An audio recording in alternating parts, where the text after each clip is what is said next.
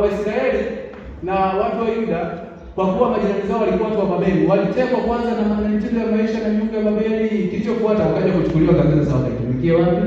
Huko. Maana walishapenda mitindo ya Diamond na Harmonize na nani na wengine na Zuchu, wakapenda ndani chumbani, wazazi hawakuona, wakapenda na smartphone zao, wakapenda uhuni na ngono chafu kwenye simu chumbani, hakuna aliyeona. Mwishoni wakapelekwa wakadumbukia kwenye ngono chafu live. Sasa ndicho kilitokea. Kwa hiyo walikuwa walishatekwa na miungu ya Babeli. Bwana jamani, wanafanya hivi, ulisema hivi dawa na nini? Anaambia unachukua kidogo na sugu hapo na dawa za Babeli. Maombi yakapungua. Tunategemea sasa dawa. Ulisema hivi ili dhahabu tupate na mieleza Lebanoni inabidi uwe na dawa. Biashara hiyo dawa Kwa kanisani tuenenda Sayuni lakini dawa. Mungu akawaambia wanangu, angalieni, wakawa na wachapa manabii wanarudia Simoni. Ikafika saa Mungu akaona hawa mioyo yao ishatekwa na miungu ya Babeli. Sasa kilichobakia tu ni wao kuchotwa, watoke Yerusalemu, waache unafiki, waende wakaitumikie vizuri.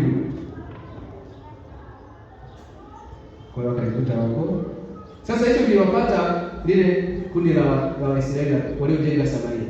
Wale ambao waliona sema Samsoni baba yako Emmanuel alituambia naweza kwa nijenge huko. Na ili wakapata hofu kwamba kama kanisa liko mara alafu watu wetu wakaenda kusali mara, kuna siku watatekwa, watashawishiwa tujenge kanisa letu huko, maana kulikuwa na hekalu moja zamani wanaangalia mtambo huko, unakuwa na masinagogi la Bwana sio kama misikiti, alafu unakuwa na temple moja. Kwa hiyo kasema temple liko kule ndio kwa Yerusalemu, wakiwa wanaenda kule tujenge huku, wasije kashawishiwa siasa hizo. Wakajenga huku, wakajenga ng'ombe, ukisema kitabu cha Wafalme, wakatengeneza sanamu ya dhahabu ya ng'ombe, wakawa na sanamu ya ng'ombe mawili. Mungu akawajenga majibu, ndio niliwaambia. Ni kweli nilimwadhibu Daudi na Suleiman, lakini sikuambia hivi, mngeendelea kwenda acheni ubinafsi. Wakaamna wakaendelea. Kwa hiyo hao walikuwa wa kwanza kuchotwa, maana wao walipenda miungu ya watu kutoka Syria. Mungu akamwambia jamani, mmeshatekwa, kinachofuata mkishatekwa na shetani anakuja kuwachukua wazima. Hawakusikia, wakachotwa, wakapelekwa Syria. Wao ikaharibika mapema. Waliobaki sasa ni kabila moja la Samson. Mungu akiahidi alimwambia Daudi, shina la ufalme litatoka kwako, kwani mbalizi. Hawa nao wakaenda akamwambia kwani makini atawapotea Samaria? Hapana, Bwana yuko hekalu liko huku. Babeli akaja kalibomoa, akawabeba akawapeleka. Sasa wanaporudi angalau Danieli anasema Mungu asante, tunarudi sawa sawa na ahadi yako. Huwa hukumi majaribu ya kutupoteza kwenye uzima milele. Kama ni adhabu tumepata. Tumekuja kuangalia ni mtu kama naitumikia tukiwa kwetu. Haifai, haikoi kitu. Na kule wakapambana kutetea imani yao, Mungu akaona wamenyoka na warudisha.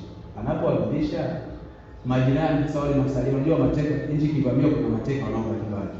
Halafu watu wakiteka, wanajeshi wakiteka huwa wanabakiza magavana wao kuangalia. Kuna watu wataendelea kuleta ukorofi hapa.